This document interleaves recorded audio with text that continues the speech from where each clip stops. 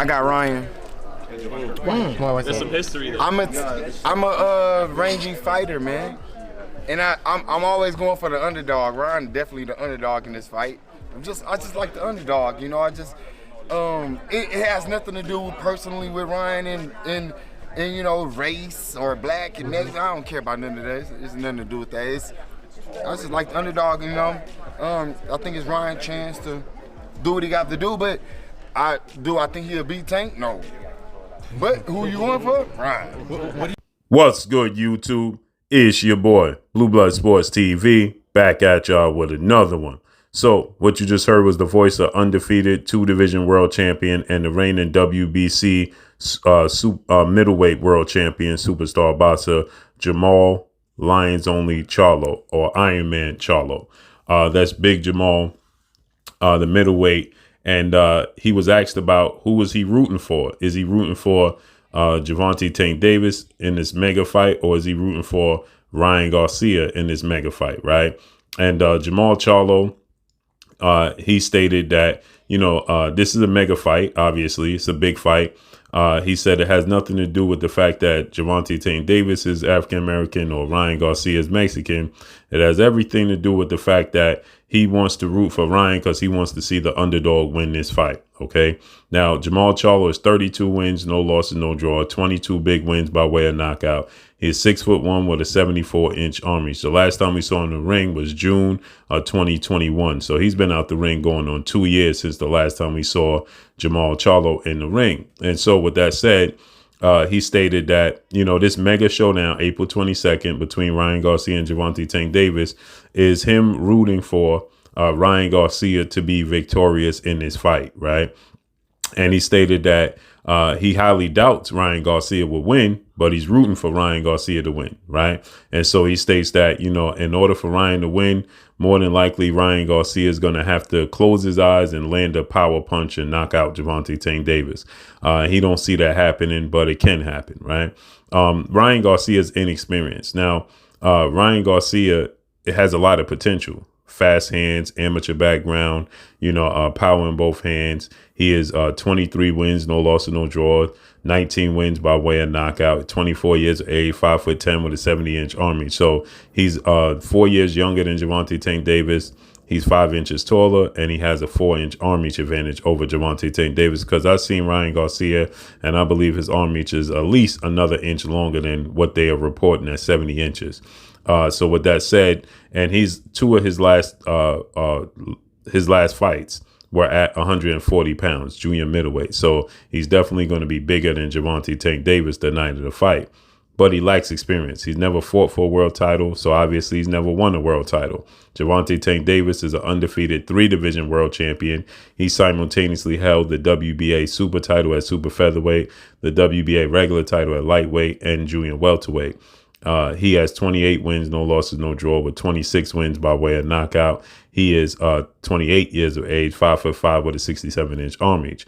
Now, something to note is that Gervonta Tank Davis power is serious. We don't know how serious Ryan Garcia power is, because when you step up in level of opposition, your amount of power is sometimes dwindles. When you step up in better competition, the power, the knockouts, it dwindles. It usually dwindles. 9 times out of 10, you don't get the same dramatic, brutal knockouts like you once did.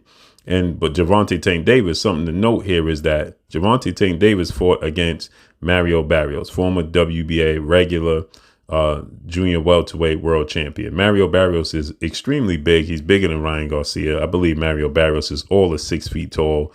He has a 71-inch arm reach. And Gervonta Tank Davis moved up from 130 pounds all the way up to 140 pounds. So he jumped 2 weight classes, and he fought against Mario Barrios. And in the first 5 rounds, I thought he was down on the cards 4 rounds to 1. But he eventually found a way to close the gap, trapped Mario Barrios, dropped him 3 times, and got 11th round knockout stoppage victory.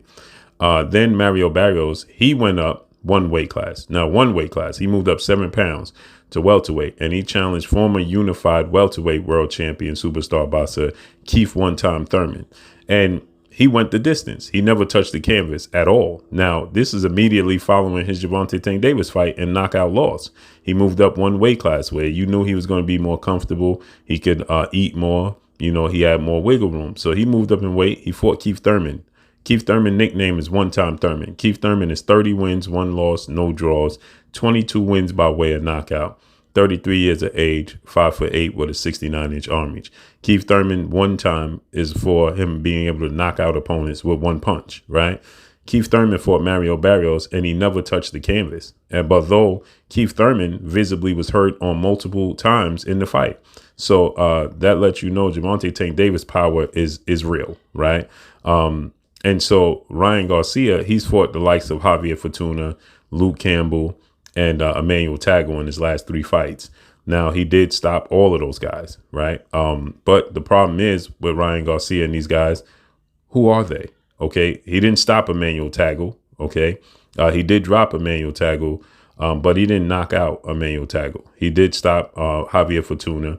And he did stop Luke Campbell in the 7th round. But even in the Luke Campbell fight, he was flawed in the fight. He was dropped in the fight. He was hurt bad in the fight, right? He got up, he weathered the storm, and he got the victory. But Emmanuel Tagle, he was moving around the ring. He was giving angles. He was avoiding him, and he knocked him down, but he didn't knock him out. Luke Campbell, he knocked him out in the 7th round. Javier Fortuna in the 6th round. So we don't know how serious his power is, but we're going to find out in this fight. Is he the underdog? Absolutely. He's 1,000% the underdog in this fight, okay? And he should be, rightfully so. And I understand that Jermall Charlo, for excitement purposes, he wants to see the underdog victorious. And like he said, he highly doubts that Gervonta Tank Davis loses this fight or Ryan Garcia wins the fight, but he wants to see the underdog lose this fight, okay? Win this fight. Everybody loves the underdog story. Not too many people like the fighter at top. So if that's the case, Jermall Charlo also has to understand that this swings in both directions. So you're rooting for the underdog. 9 times out of 10, your next opponent is going to be somebody that you're highly favored to win, seeing as though you've been out the ring for 2 years.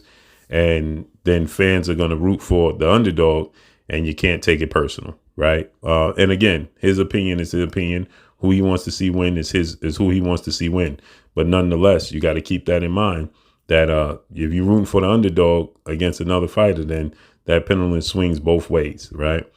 So this is going to be interesting. I can't wait to see what happens April 22nd. I'm picking Gervonta Tank Davis to win this fight, but we got to see how it all unfolds and plays out. So let's see how everything works out. But drop a comment in the comment section. Let me know what y'all think. Y'all already know what it is. It's your boy Blue Blood Sports TV. Hate, like, comment, and subscribe. That's all I got for y'all. Follow me on Instagram at Blue Blood Sports TV, all one word. Show your boy Blue. I'm gone. Peace.